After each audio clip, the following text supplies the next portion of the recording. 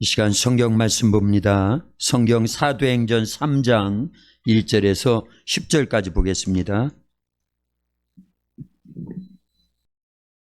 사도행전 3장 1절에서 10절까지 우리 한 절씩 교독하겠습니다. 1절 제가 먼저 봅니다. 제9시 기도 시간에 베드로와 요한이 성전에 올라갈새 나면서 못 걷게 된 이를 사람들이 메고 오니 이는 성전에 들어가는 사람들에게 구걸하기 위하여 날마다 미문이라는 성전문에 두는 자라. 그가 베드로와 요한이 성전에 들어가려 함을 보고 구걸하거늘 베드로가 요한과 더불어 주목하여 이르되 우리를 보라 하니 그가 그들에게서 무엇을 얻을까 하여 바라보거늘 베드로가 이르되 은과 금은 내게 없거니와 내게 있는 이것을 내게 주노니 나사렛 예수 그리스도의 이름으로 일어나 걸으라 하고 오른손을 잡아 일으키니 발과 발목이 곧 힘을 얻고 뛰어서서 걸으며 그들과 함께 성전으로 들어가면서 걷기도 하고 뛰기도 하며 하나님을 찬송하니 모든 백성이 그 걷는 것과 하나님을 찬송함을 보고 그가 본래 성전 비문에 앉아 구걸하던 사람인 줄 알고 그에게 일어난 일로 인하여 심히 놀랍게 여기며 놀라니라. 아멘. 할렐루야. 오늘 주님의 날을 맞이해서 비가 오는 날이지만 하나님 앞에 나와서 예배드리고 또 유튜브로 함께 예배에 참여하고 계시는 우리 모두를 하나님이 사랑하십니다. 하나님께서 우리에게 예배를 통해서 귀한 은혜 주실 줄로 믿습니다.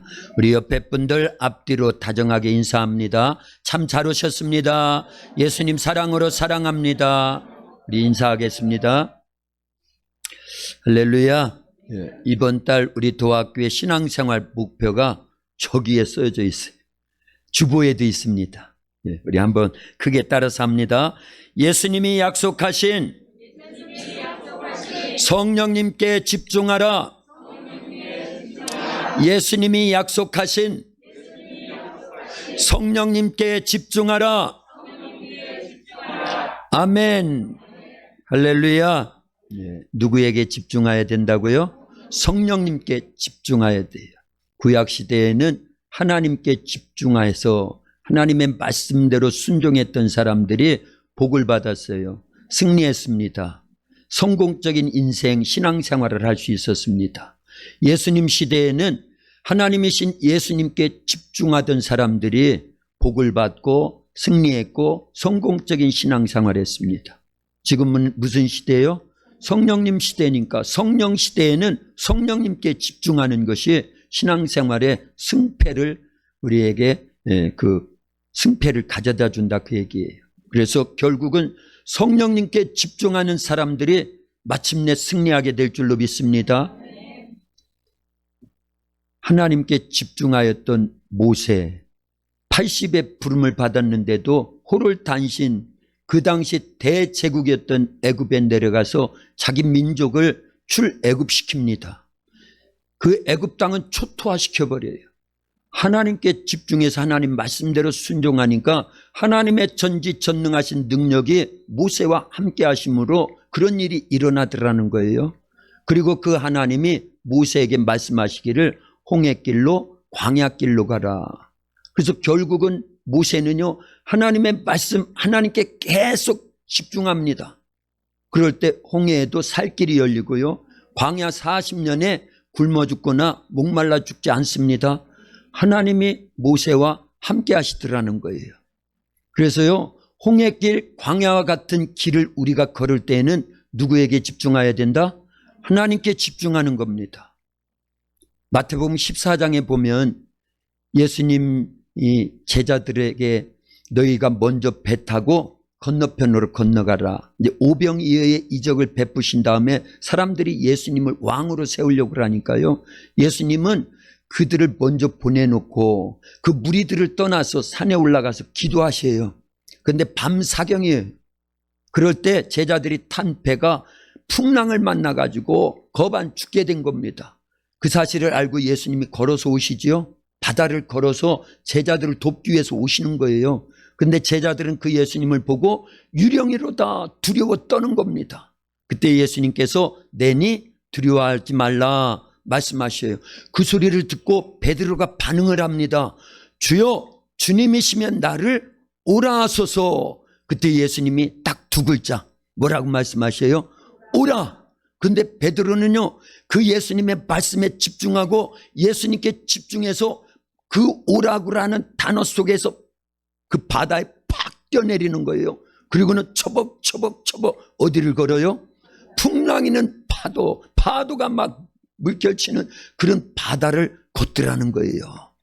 그래서 예수님 빼고 전 인류 가운데 바다를 걸은 유일한 사나이가 있었으니 누구다? 베드로입니다. 누구에게 집중했더니요? 예수님께 집중하였더니 바다를 걷더라는 거예요.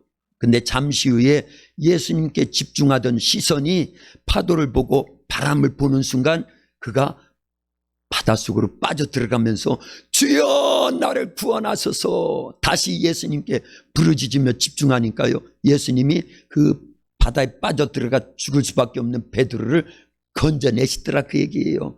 그리고 같이 배에 올라서 풍랑을 잔잔치 하고 원래 가려던 그곳에 무사히 도착한 줄로 믿습니다. 누구에게 집중해야 된다?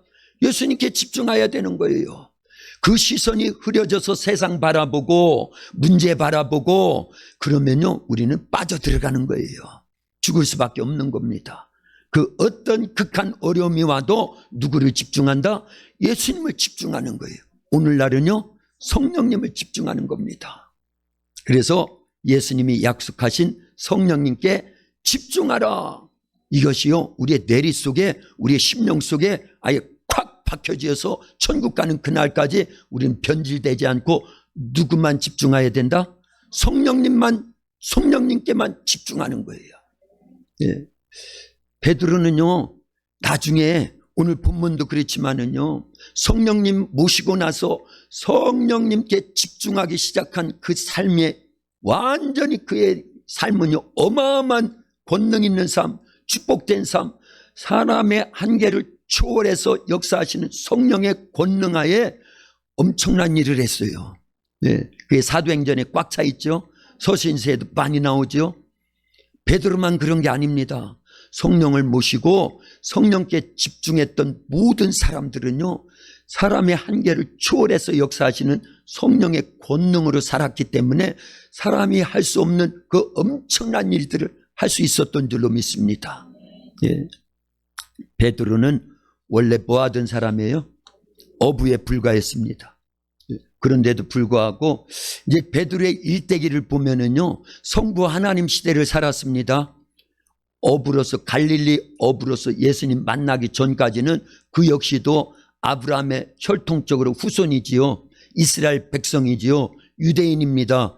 그래서 하나님과의 관계가 있었다는 걸 알려야 됩니다. 그러나 성부 하나님 시대를 산 거예요.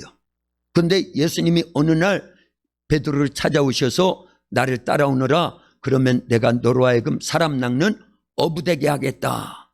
그때부터 3년 이상을요, 육신을 갖고 이 땅에 오신 하나님이신 하나님의 아들로 이 땅에 오신 예수님을 직접 모시고 다니면서 그는 성자 예수님 시대를 함께 산 거예요. 놀라운 것 아닙니까? 네. 우리는 성부 하나님 시대도 안 살았어요. 성령 하나님 시대도 못 살았습니다. 그러나 성령 하나님 시대는 살고 있다, 그 얘기입니다. 보세요. 베드로는요, 예수님의 부름을 받아서 3년 이상을 제자 수업을 받았지만 그에게 능력이 있거나 어떤 많은 주일들을 감당한 게 아닙니다. 제자로 부름을 받기는 했지만 엉뚱했어요. 그래서 마태복음 16장에서 내가 조금 있으면 예루살렘에 올라가서 대제사장들, 서기관들, 바리새인들, 종교 지도자들에게 붙잡혀서 십자가에서 죽게 된다. 그러나 3일 만에 부활할 것이다. 예수님 말씀하시니까 베드로가 청 나서가지고 예수님 죽으면 안 돼요. 이거는요, 하나님의 거룩하신 뜻을 가로막는 겁니다. 예수님이 이 땅에 오셔서 전 인류를 구원하시기 위한 십자가의 죽으심과 부활을 가로막는 거예요. 베드로 속에 누가 역사했다고 성경은 말씀하고 있어요? 사탄이 역사한 겁니다. 이렇게 엉뚱한 거예요. 예. 그뿐만이 아니에요. 예수님 십자가 지시기 전날 성만찬 다 하시고 그리고 이제 너희들 중에 이제 한 사람이 나를 팔리라. 그리고 너희들은 다 부인하고 나를 떠날 것이다. 그때 베드로가 뭐라고 말해요? 예수님, 다 떠난다 할지라도요, 나는 죽는 데까지 예수님을 끝까지 따라가겠나이다. 그러면 뭐예요? 다 굴기 전에 예수님을 3번이나 부인하고 떠나갔어요. 조그마한 어린 여종 앞에서도 예수님 모른다고 부인하고 예수님을 저주까지 하면서 떠나갔습니다. 그뿐만이 아니에요. 겟세마네 동산에서 예수님이 잡혀가려고 하니까 칼을 빼가지고 예수님을 잡아가는 그 대제사장의 하속들 중에 말고라는 사람이 귀를 내려쳐가지고, 원래는 이게 귀 치려고 한 게 아니에요. 쳐가지고 죽이려고 한 겁니다. 살짝 빗나가서 귀만 떨어진 거죠. 예수님이 다시 붙여주셨어요. 그러면서 베드로를 호되게 책망하셨어요. 칼을 쓰는 자는 칼로 망하리라. 예? 다 지금 예수님이 하시는 일을 계속 방해하는 거예요. 예? 성령의 사람이 안 되니까 그렇더라, 그 얘기입니다. 그뿐만이 아니에요. 예수님이 죽으시고 부활하시고 그 밤에 그날 저녁에 제자들을 찾아오셨습니다. 그리고 여러 번 베드로는요, 부활하신 예수님을 직접 만났어요. 대화도 나눴습니다. 그런데 예수님을 그렇게 부활하신 예수님을 여러 차례 만나고도 베드로는 나는 이제 어디로 간다? 갈릴리 가서 다시 어부 생활할 거야. 우리 같으면 부활하신 예수님 한 번만 만나도 끝까지 따라갈 건데 베드로는 그렇지 않더라, 그 얘기예요. 예. 그리고 어부 생활하는데 예수님이 끝까지 또 쫓아오세요. 그리고 네가 나를 사랑하느냐? 네가 나를 사랑하느냐? 네가 나를 사랑하느냐? 그러면서요, 다시 예수님 따라올 것을. 그리고 승천 직전에 거기에 모여있던 많은 형제들, 예수님을 따르던 자들을 향해서 너희들이 몇 날이 못되어 성령을 선물로 받을 것이다. 요한은 물로 세례를 베풀었지만 너희는 몇 날이 못되어 성령으로 세례를 받으리라. 그러니 예루살렘을 떠나지 말고 약속한 바 성령을 기다려라. 오직 성령이 너희에게 임하시면 너희가 권능을 받고 예루살렘과 온 유대와 사마리아와 땅끝까지 이르러 내 증인이 되리라. 참, 그나마 베드로가 요 마지막 예수님의 말씀, 이걸 기억하고요, 11 제자들과 나머지 120명과 더불어서 마가다락방에 모여서 오로지 기도에 힘쓴 결과 예수님 승천 이후에 열흘 만에 오순절 마가다락방에 성령이 임할 때 베드로가 같이 있었거든요. 그래서 성령이 임하니까 권능을 받아서 오늘 본문과 같이요, 예수님의 이름 권세를 사용하여 한 번도 걷지 못했던 안진뱅이도 예수님의 이름으로 걷게 하는 놀라운 역사를 이루더라는 거예요. 그 전에 한번 잘 생각해 보세요. 왜 예수님의 제자들을 비롯한 많은 사람들이 부활하신 예수님을 여러 번 목격을 하고도 원래 직업으로 돌아가고 그렇게 낙심하고 실망하고 좌절하고, 그리고 부활하신 예수님께서 마지막 승천 직전까지 너희들이 몇 날이 못돼 성령을 받을 거니까 예루살렘 떠나지 말고 약속한 바 성령을 기다려라. 그 소리를 500여 형제들이 들었거든요. 이 500여 성도들이 들었는데 순종한 사람 몇 명이요? 120명, 나머지 380명은요 그 말씀이 믿어지지 않는 거예요. 그리고 실망하는 겁니다. 물론 육체 죽음, 예수님처럼 예수님의 부활을 증거한다든가 예수님을 따르는 자들이라고 발각되면 대제사장이 무리에게 발각되기만 하면 잡혀서 그들도 십자가의 처형을 당한다든가 죽음을 감수해야 되니까 그들이 떠난 거 맞습니다. 그런데 아주 결정적인 중요한 사실이 있습니다. 왜 이렇게 부활하신 예수님을 만나고도 베드로를 비롯한 다른 제자도 실망하고 다른 원래 직업으로 돌아갈 수밖에 없었는지, 이걸 조금은 생각해 보아야 됩니다. 왜냐? 그들이 놓치는 게 있었습니다. 예수님은 떠나가신다라는 말씀을 여러 번 하셨거든요. 요한복음 14장에도 보니까 그 말씀을 하셨어요. 그러니까 제자들이 실망하는 거예요. 낙심하는 겁니다. 아니, 이적과 표적과 많은 권능을, 신적 권능을 행하시던 예수님, 무력하게 십자가에서 죽으셨죠. 그러나 부활하신 건 맞아요. 예. 그런데 여러 번 만났긴 했는데 예수님은 내가 떠나간다 계속 말씀하셨거든요. 그러니까 제자들이 실망하는 거예요.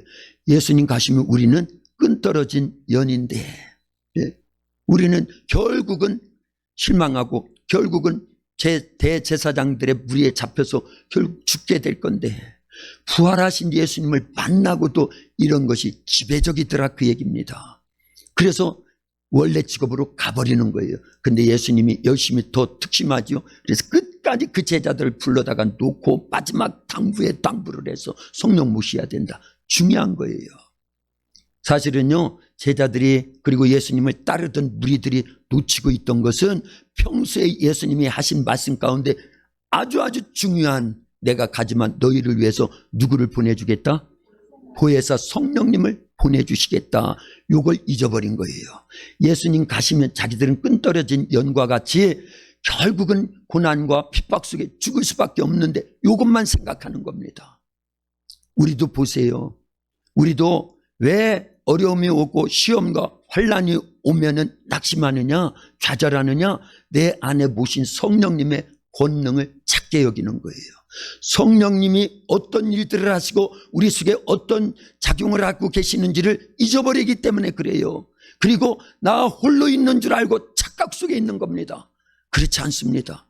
성령님은요, 처음부터 끝까지 우리를 함께 하시고 동행해 주시고 천국 가는 그날까지 떠나지 않고 버리지 않고 영원토록 함께 하신다라는 거예요. 이 말씀을 잊어버리니까 문제인 거예요. 그리고 성령의 권능을 축소시키고 무시해버리고 작게 여기니까 문제인 거예요. 예수님이 평소에 제자들에게 아주 중요한 말씀을 하실 때 성령에 대한 말씀을 많이 하셨는데, 대표적인 말씀이 요한복음 14장 12절에서 17절까지 이렇게 기록되어 있습니다. 보세요. 한 절씩 교독합니다. 어떤 중요한 말씀을 했는지요. 12절 제가 읽고 13절 여러분들 읽고 한 절씩 교독합니다. 내가 진실로 너희에게 이르노니 나를 믿는 자는 내가 하는 일을 그도 할 것이요 또한 그보다 큰 일도 하리니 이는 내가 아버지께로 감이라. 너희가 내 이름으로 무엇을 구하든지 내가 행하리니 이는 아버지로 하여금 아들로 말미암아 영광을 받으시게 하려 함이라. 내 이름으로 무엇이든지 내게 구하면 내가 행하리라. 너희가 나를 사랑하면 나의 계명을 지키리라. 내가 아버지께 구하겠으니 그가 또 다른 보혜사를 너희에게 주사 영원토록 너희와 함께 있게 하리니 그는 진리의 영이라. 세상에 능히 그를 받지 못하나니 이는 그를 보지도 못하고 알지도 못함이라. 그러나 너희는 그를 아나니 그는 너희와 함께 거하시며 또 너희 속에 계시겠습니다. 아멘. 예수님이 누구 보내주시겠다고 하는 약속이에요? 성령님 보내주시겠다라는 거예요. 저 말씀은요, 요한복음 14장이니까 예수님이 십자가 지시기 전에 마가 다락방에서 마지막 만찬을 나누시면서 하신 말씀 속에 저 내용이 들어져 있는 겁니다. 근데 제자들은 다 잊어버린 거예요. 예수님이 잡혀가시지요. 십자가에 죽으시지요. 그때 이미 다 실망하죠. 다 떠났었어요. 그러다가 부활하신 모습을 목격했는데도 불구하고 아직도 성령에 대한, 그 당시는요, 우리는 이만큼 성령에 대해서 아니까 그런데 그들 속에 성령이 임한 적도 없어요. 성령이 어떤 분인지를 잘 모르는 겁니다. 그러니까 성령을 크게 여기는 게 아니라 예수님만 크게 여기는데, 예수님은 계속 나는 죽는다, 부활한다, 그러나 또 떠난다, 이 소리만 크게 들리는 거예요. 그런데요, 성령을 보내주신다라는 건 예수님이 오시는 거예요.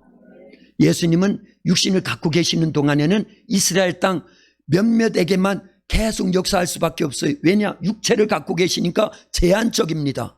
그러나 예수님의 일대기를 보면요, 성령으로 마리아의 몸속에 잉태돼서 이 땅에 오신 분이 누구예요? 예수님입니다. 이런 말씀 많이 배웠어요. 그래서 예수님은 처음부터 끝까지 모든 사역, 모든 일대기는 누가 주관하셨다? 성령이 주관하셨어요. 그리고 성령은 예수님의 영이십니다. 성령이 오신다라는 건 예수님이 오시는 거예요. 각자 심령 속에요. 그리고 전 세계적으로요. 지금 동일하게 예배 드리잖아요. 거리가 얼마나 떨어져 있습니까? 전 세계예요. 그리고 각자예요. 그러나 예수님이 각자 심령 속에 거리를 초월하고 시간과 공간을 초월하고 모든 인종과 민족을 다 초월해서 동시에 역사하기 위해서는 누구로 오셔야 돼요? 성령님으로 오셔야 되는 거예요. 제자들은 처음에 그걸 모르는 거예요. 우리는 잘 알지요. 예, 잘 알지요. 예, 아는데 문제는 그만큼 성령을 소중히 여기지 않고 성령의 권능이나 그 성령에 의해서 주어지는 권세와 이런 것들을 알지 못한다라는 거예요. 축소시켜 놓고 있다라는 거예요. 오늘은 그 문제를 해결해야 될 줄로 믿습니다. 할렐루야. 예. 그래서 제자들은요 처음에 그걸 모르는 거예요. 그러나 감사하게도 120명이라도 마가다락방에 모여가지고 오로지 기도하는데 예수님이 약속하신 말씀을 기억하고요, 그 성령을 보시려고 저녁 기도에 있을 때 오순절날 성령이 임하시니까 그때 알게 되는 거예요. 왜 그래요? 성령은 지혜와 계시의 영이십니다. 진리의 영이십니다. 성령이 임하시면 요한복음 14장 26절에 보니까 예수님이 가르쳐주신 말씀들을 다 기억나게 하시고 그리고요 다시 가르쳐 주신다라는 거예요. 그래서 능력이 되고 권세가 되고 권능이 될 수 있도록 역사해 주신다라는 거예요. 할렐루야. 그래서 우리는요 이런 믿음을 갖고 누구와 함께 동행해야 돼요? 성령과 함께 동행해야 되는 거예요. 성령과 함께요. 그 성령에 붙잡힌 바 돼야 될 줄로 믿습니다. 우리 주의 성령이 우리 속에 계신다라는 건 어마어마한 권세예요. 제자들이 나중에 그걸 깨닫는 거예요. 성령을 모시고 났더니 그때부터 영안이 열려지고요, 영감이 생기고 영력이 있고요, 영의 귀가 열려져서 성령이 교회들에게 하시는 말씀을 듣기 시작하면서 영적으로 살게 되더라, 그 얘기예요. 거듭 말씀드리지만 사람의 본질은 육체의 영혼이에요. 영혼입니다. 육체는 아무리 오래 살아도 이 땅에서 120년 살기도 버거워요. 힘듭니다. 100년도 못 살고 세상을 떠나는 사람들이 태반입니다. 그러나 영혼은요 불멸의 존재입니다. 문제는 예수님을 믿고 성령을 모시고 죄 문제를 해결한 다음에 천국에서 내 영혼이 살 것이냐. 그러지 않으면 죄 문제를 해결하지 못한 영혼은 죽으면 어디에 떨어진다? 지옥에 떨어진다라는 거예요. 거기서 영혼이 사는 거예요. 영혼은 없어지는 존재가 아닙니다. 육체는 흙에서 왔으니 흙으로 돌아갈지니라. 하나님이 말씀하신 거예요. 범죄하고 나니까요 흑인이 흙으로 돌아갈지니라. 그러나 부활하신 예수님, 승천하신 예수님, 다시 오시는 재림 예수님이 오시는 날 죽었던 우리의 육체도요 다 살아납니다. 그래서 영혼과 합체, 그래서 영원히 살 수 있는 부활체로 예수님이 부활하신 이후에 영원한 부활체로 시간과 공간을 초월해서 역사하시죠. 우리의 육체도 그때 다시 살면은요 그런 거예요. 지금 오늘은 그 얘기를 하려고 하는 건 아니잖아요. 어쨌든 성령 모시고 난 베드로는요 그때 이후로 어마어마하게 변화가 일어나는데, 첫째, 그 영혼이 살았어요. 그래서 성령이 반드시 우리 속에 오셔야 됩니다. 그러지 않으면 속빈 강정이고 엔진 없는 그랜저고 전기 나간 가전제품에 불과하다, 그 얘기입니다.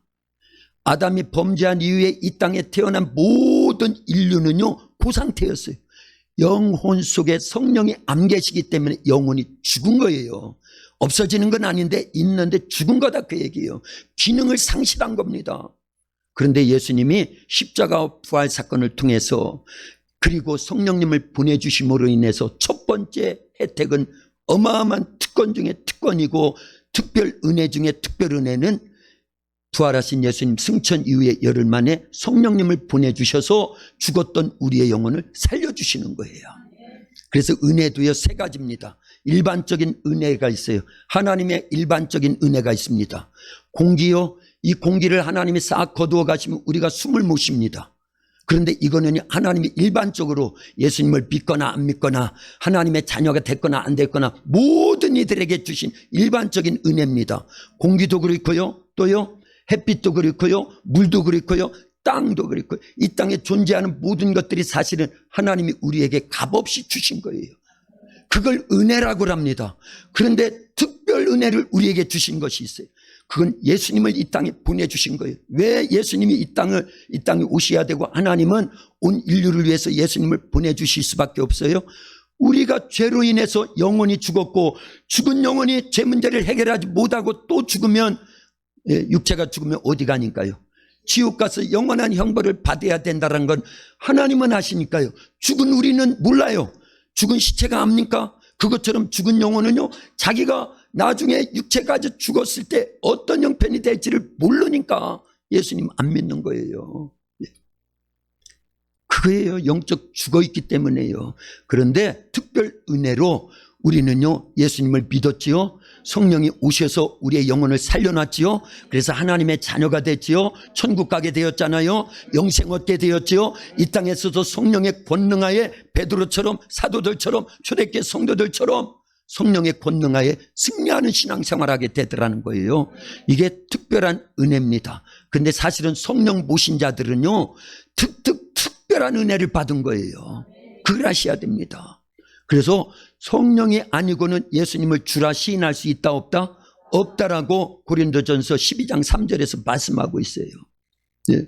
그래서 정말 특별 은혜를 받는 자들은요, 이미 성령을 모신 거예요. 그래서 예수님을 주라 시인하는 겁니다. 그리고 신앙생활하기 시작하는 거예요. 그런데 거기에 멈추면 안 돼요. 그 성령님이 내 안에서 특별 은혜로 역사하시도록 성령 충만함을 갖고 있어야 되는 거예요. 그러면 사도들과 같은 오늘 본문에 나오는 베드로도요, 예수님을 안 믿는 사람이 아닙니다. 근데 성령이 임했잖아요. 그리고 성령 충만하니까 뭐가 주어져요?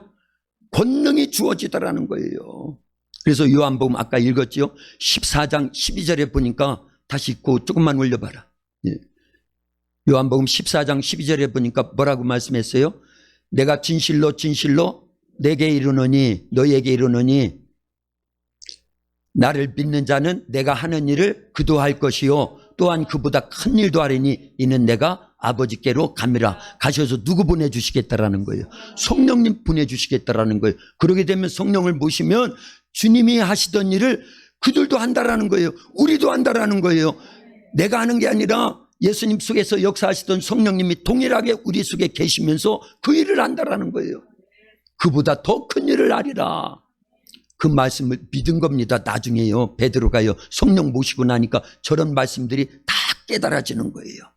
그래서 성령이 오셔서 우리 속에 충만히 역사하시면요, 어마어마한 권능이 주어지는데 최고의 권능은 예수님의 이름을 사용하게 되는 권능입니다. 예수님의 이름은요, 구원의 이름입니다. 예수님의 이름은요, 능력의 이름입니다. 두씩 그렇게 고백합니다. 예수님의 이름은 구원의 이름이에요. 예수님의 이름은 능력의 이름이에요. 시작.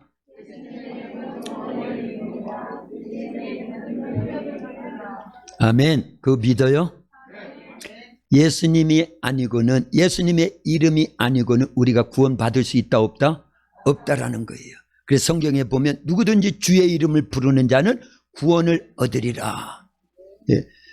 원래 예수라고 하는 이름 자체가 구원입니다.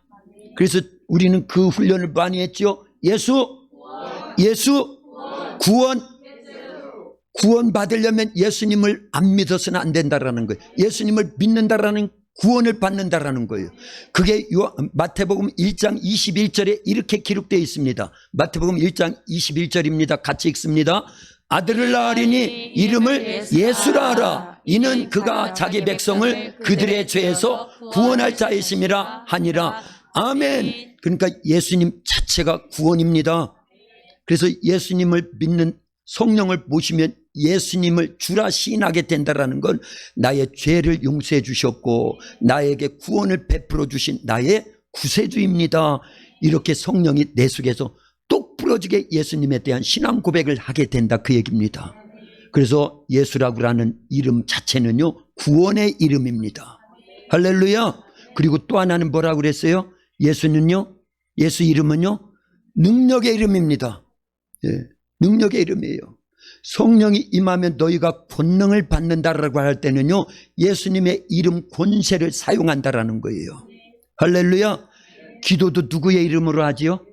예수님의 이름으로 해야 응답받는 거예요. 그 능력이지요. 예수님 이름 자체가요. 요한복음 14장 14절에서요. 내 이름으로, 누구의 이름으로? 예수님의 이름으로 무엇이든지 내게 구하면 내가 시행하리라. 예수님의 이름으로 기도하여 응답받는다라는 거예요. 성령도 누구의 이름으로 모실 수 있다? 예수님의 이름으로 성령을 모시는 거예요. 그리고 모셔진 성령님이 예수님의 이름 권세를 사용하게 하시는 겁니다. 요한복음 14장 26절이지요. 내 이름으로 보혜사 곧 아버지께서 내 이름으로 보내신 성령, 그가 너에게 모든 것을 가르치시고 내가 너에게 말한 모든 것을 생각나게 하시리라. 할렐루야. 그래서 성령도 누구의 이름으로 오신다? 예수님의 이름으로 오신다라는 거예요. 그리고요, 세례도 누구의 이름으로 받지요? 예수님의 이름으로 세례 받는 거예요. 예. 예수님의 이름으로요. 그리고요, 귀신을 쫓아내고 질병을 고치는 이름도 누구의 이름으로요? 예수님의 이름으로요. 마가복음 16장 17절 18절에 보면 믿는 자에게는 이런 표적이 따르리니 너희가 내 이름으로, 누구의 이름으로?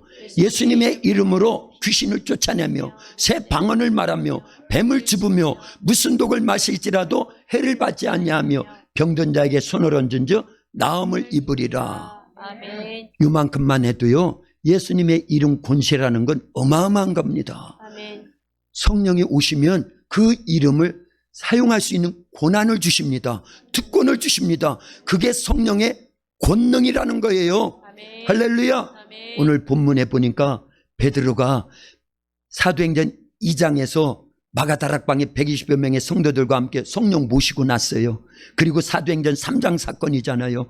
베드로와 요한이 제9시 기도 시간에 기도하러 어디로 올라가다가 성전, 예루살렘 성전으로 올라가다가 성전에, 예루살렘 성전에는 문이 많습니다. 그 중에 미문이라고 하는, 아름다운 문이라고 하는 그 문 앞에 나면서부터 앉은 뱅, 이 사람의 나이는 40여 세 되었어요. 40년 동안 나면서부터 한 번도 걸어본 적이 없어요. 그리고 그 성전에 올라다니는 모든 유대인들은요, 이스라엘 사람들은 그 사람을 다 압니다. 언제나 그 미문에 앉아서 무엇을 하고 있었으니까요. 구걸을 하든가, 한 해 두 해가 아니에요. 수십 년을 거기서 앉아서 구걸을 해서 겨우 먹고 살고 있는 그 사람인지라 다 압니다. 근데 그날 베드로와 요한이 제9시 기도 시간에 성전에 기도하러 올라갔다가 그 민문을 통과하고 있는데 나면서부터 앉은뱅이가 구걸을 하는 거예요. 그 사람 뭘 구했을까요? 금이나 은이나 돈을 구하거나 먹을 것을 구했겠죠.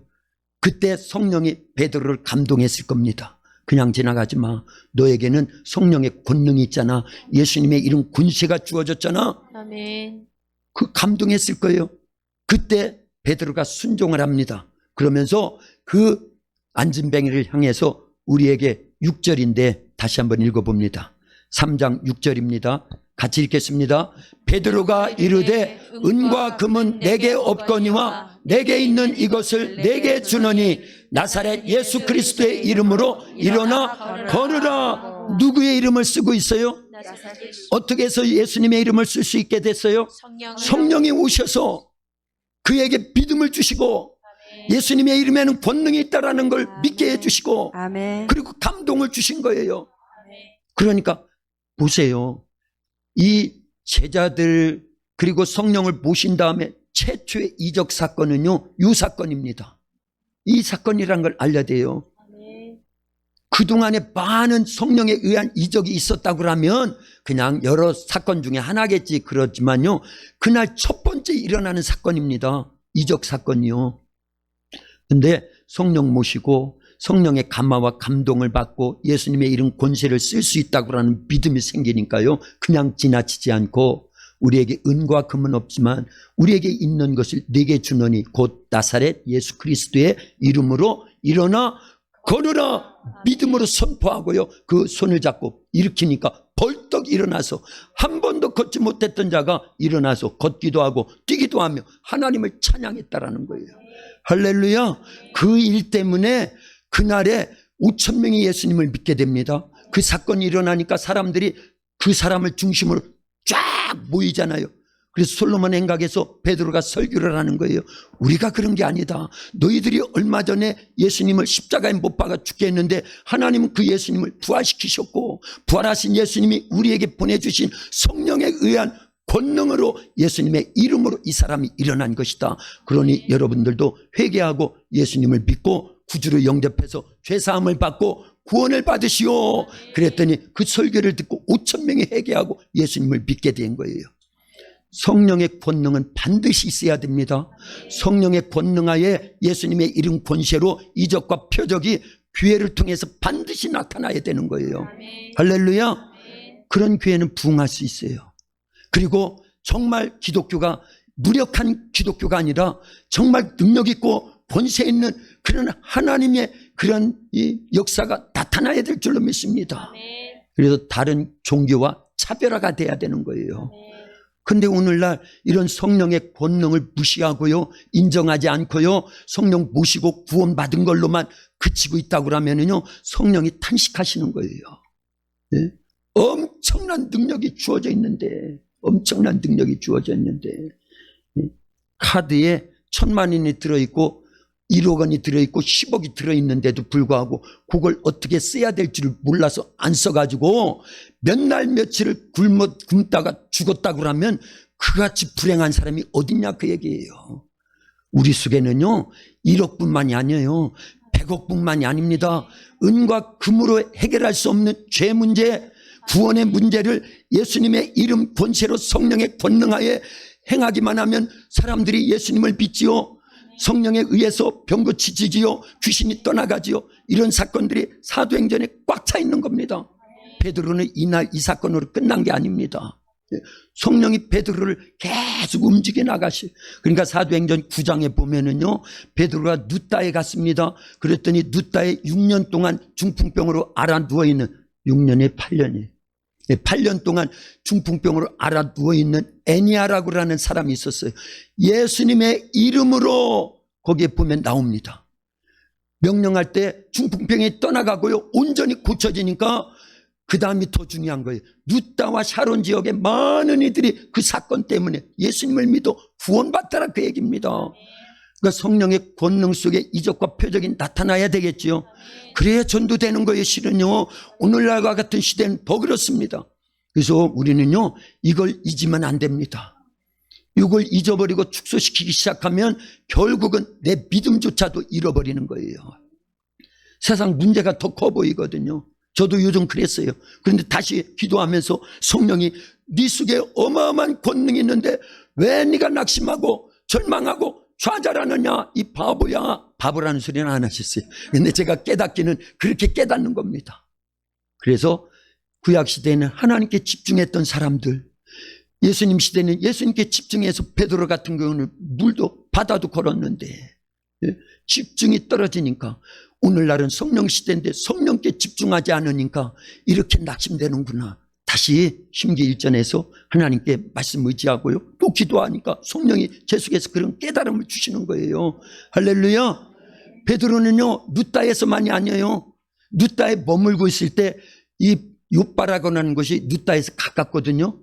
그런데 그 요바에서 하나님을 잘 섬기고 교회와 성도들을 잘 섬기고 구제와 봉사에 열심을 내던 그런 여제자가 있었는데, 누구요? 다비다라고 하는 여제자가 갑자기 죽었어요.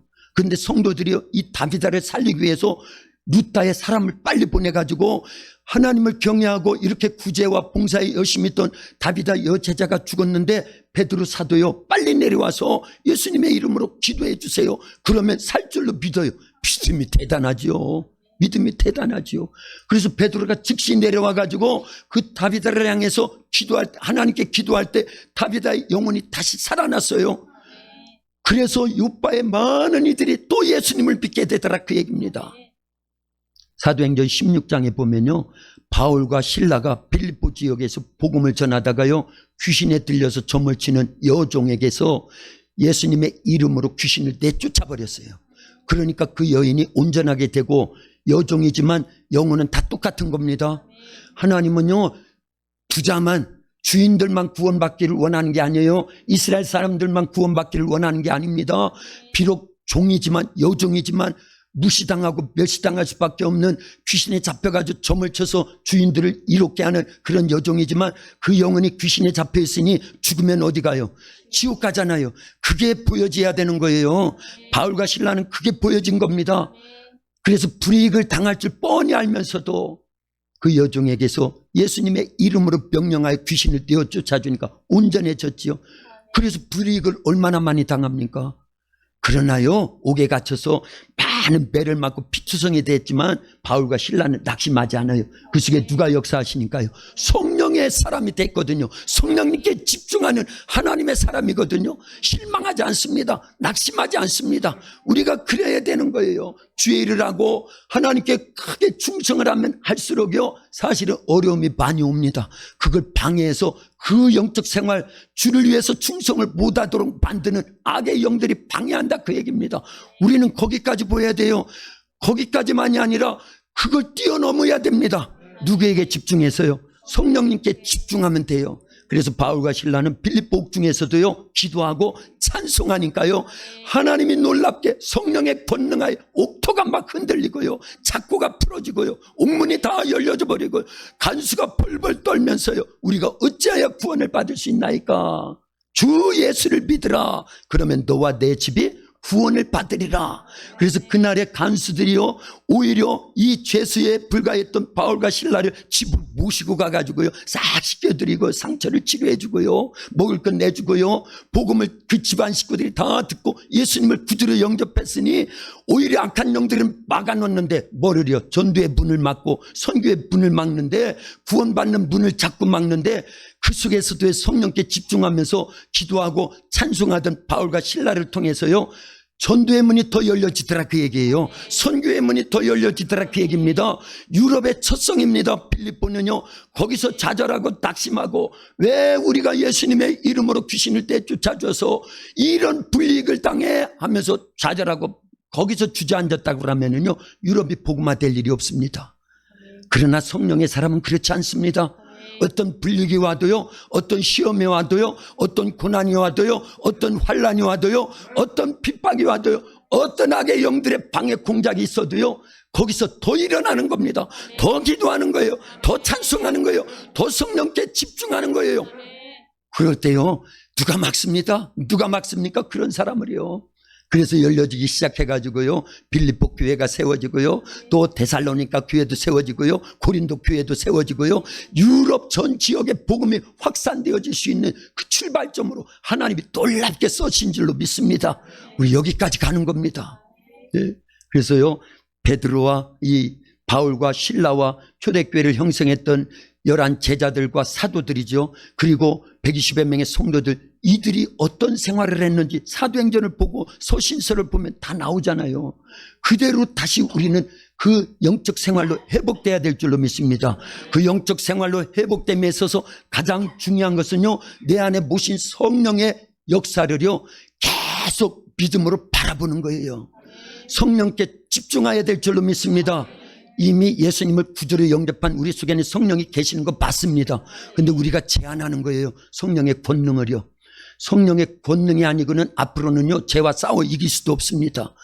악한 영들은요, 시시각각으로 세계의 모든 조건들을요, 하나님의 말씀과 때를 바꿔버립니다. 그래서 우리가 알지도 못하고 범죄하게 만들고요, 구원을 받았음에도 그 구원을 상실해버릴 수밖에 없도록 우리의 모든 삶을요, 세상은 그렇게 만들어가고 있습니다. 그러나요, 끝까지 견디는 자가 구원을 받는다고 그랬죠. 이기는 자가 구원받아서 천국에 가는 겁니다. 그러려면 성령의 역사가 없이는요, 우리 힘으로는, 우리의 의지와 결단으로만은 절대 이길 수 없다는 걸 알아야 됩니다.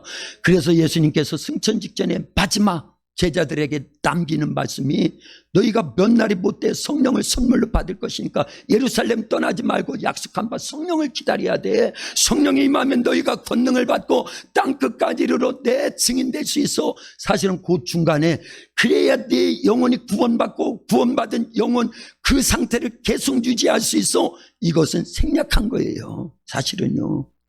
그러니까 성령이 오신다는 건 중요한 거지요. 그리고 성령을 모셨다고 하는 건 굉장히 어마어마한 축복입니다. 그런데 문제는 성령 충만함이 있어야 된다, 그 얘기입니다. 성령이 나를 100% 장악하는 것이 성령 충만이에요. 성령이 나를 끌고 다니셔야 되는 거예요. 내 의지는 완전히 포기당하는 거예요. 그래서 예수님을 믿으면요, 내 자신을 부인해야 되고요, 내게 주어진 십자가를 지어야 되는데요, 그게 내 의지와 결단으로 안 돼요. 그 말씀은 마태복음 16장에서 베드로의 신앙 고백이 있고 내가 죽고 부활한다 하신 다음에 하시는 말씀이에요. 마태복음 16장 24절이 있잖아요. 그죠? 읽어봐요. 이에 예수께서 이에 예수께서 제자들에게 이르시되 누구든지 나를 따라오려거든 자기를 부인하고 자기 십자가를 지고 나를 따를 것이니라. 아멘. 아멘. 그런데 그때는 말씀만 하셨지만 제자들에게 성령이 계시요 안 계셔요? 그리고 성령 충만함이 있어요 없어요? 안 계시는데 성령 충만함이 무슨 소용이 있어요? 그런데 보세요. 그래서 제자들은요 그 상태에서 말씀은 들었는데도 불구하고 다 자기를 못 부인해내. 그래서 예수님 죽으면 안 됩니다. 그리고 제자들 가운데 세베대 두 아들 야고보와 요한은요 어머니까지 대동시켜가지고 예수님 십자가 지러 가시는 길에 가셔서 왕이 되실 것 아닙니까? 착각 속에 있는 거예요. 그러면 하나는 우편에 하나는 좌편에 좌의정 우의정 높여주세요. 세상적인 부귀영화를 누리려고 예수님 따르는 무리들 그거요 성령을 모시지 않아서 그런 거예요. 그걸 알려야 됩니다. 우리가 교회를 나오고 예수님 믿는다라는 건 육체는 결국은 죽는 거예요. 십자가 지어야 되는 겁니다. 그러나 영혼은 구원받는 거예요. 그걸 알려야 되는 거예요. 그런데 이런 것이 처음부터 이게 첫 단추가 잘못 깨졌으니 신앙생활을 못하는 겁니다. 신앙생활은 영혼이 구원받아 천국 가는 거지 이 땅에서 부귀영화 누리려고. 예수님은 한마디도 그런 소리 안 하셨어요. 제자들도 성령 모시고 나서 초대교회 성도들도 다 비천한 갈릴리 사람들인데 대번 알고는요 그런 걸 일찌감치 포기했습니다. 그래서 매 맞지요. 억울한 일 당하지요. 복음을 전하다가 잡히면 죽지요. 그러나 육신은 죽여도 영혼은 죽일 수 없는 자들을 두려워하지 않습니다. 육신과 함께 영혼을 지옥에 멸할 수 있는 하나님을 두려워하면서 예수님을 믿고요 성령 모시고 본능하에 그들이 살더라 그 얘기입니다. 그래서 교회가 유지된 거예요. 우리도 그 상태로 빨리 돌아와야 됩니다. 그래야 한국 교회가 다시 회복되는 거예요. 여러분들의 구원도 그래야 계속 유지되는 겁니다. 앞으로 다가올 어마어마한 환란도 대환란도 적그리스도에 의해서 이루어질 그런 시대에도요 우리의 믿음을 잃지 않고요 끝까지 지키면서 오히려 그런 환란 속에서도 복음 전해야 되는 거예요. 그런데 내 의지가 아니에요. 성령이 임하면 성령이 이끌어주기 때문에요 얼마든지 할 수 있다 그 얘기입니다. 관건은 누구에게 집중하느냐예요. 풍랑에는 파도에 집중할 것이냐 불어오는 바람에 집중할 것이냐 세상에 집중할 것이냐. 여전히 바람과 파도가 나를 침몰시키려고 죽이려고 할지라도 예수님만 바라봤던 베드로를 그런 믿음이 우리에게 있어야 되고요. 성령 모신 이후에 사도들과 그 많은 믿음의 선배들 마가다락방에서 성령 모셨던 120배 성도들 거의 다 순교당해요. 그들은요. 그리고 교회를 세웁니다. 그 피값으로 오늘날까지 우리가 예수님을 만나게 되는 그 교회는요 반석에 세워진 교회라 음부의 권세가 이기지 못해가지고 지금까지 교회가 오는 거예요. 근데 오늘날 성령의 아니고는 심령교회도 다 져버리고요 한국교회가 왜 이렇게 무력하고 세계교회가 왜 이렇게 연약해졌느냐. 성령을 무시해서 그런 거예요. 성령의 권능을 상실해서 그런 겁니다. 이걸 회복하는 것이 최고의 신앙생활의 관건인 줄로 믿습니다. 그래서 결론적인 부분입니다. 우리가 가지고 있는 예수님의 이름 최고의 권능입니다. 누가 역사하시야 사용할 수 있다? 성령이 역사하시면요 이 이름은 천국 가게 하는 구원의 이름입니다. 귀신도 쫓아내는 능력의 이름입니다. 기도 응답받게 하는 권능의 이름이고 성령을 보내주시고 모셔서 그 권능으로 예수님의 이름 권세로 승리하는 거예요. 그 이름을 날마다 성령의 권능하에 사용해서 이기는 승리하는 그래서 하나님의 나라를 확장하는 일에 더 귀하게 쓰임받는 저와 여러분들이 될 수 있기를 예수님의 이름으로 축원합니다. 축원합니다. 기도합니다. 하나님 감사합니다. 하나님께서 우리를 지극히 사랑해 주시고 예수님을 믿어 구원받되 우리 안에 성령님이 예수님을 주라 시인하게 하시고 성령님이 우리 속에 큰 권능으로 역사하셔서 예수님의 이름을 사용하여 하나님의 거룩하신 뜻을 이룰 수 있도록 역사하시오니 감사합니다. 성령의 권능이 아니고는 죄를 이길 수 없습니다. 악한 영들과 싸워 이길 수 없습니다. 우리의 육체의 소욕과 싸워 이길 수 없습니다. 하나님 오늘 배워진 깨달아진 이 말씀과 같이 말씀 의지하고 기도하는 가운데 성령의 인도하심을 계속 받아서 우리 교회와 온 성도들이 날마다 승리할 수 있도록 그래서 다시 오실 예수님을 맞이할 수 있도록 음부의 권세가 이기지 못하는 심령교회 보이는 교회들을 이룰 수 있도록 역사하시옵소서. 예수님의 이름으로 기도하옵나이다. 아멘.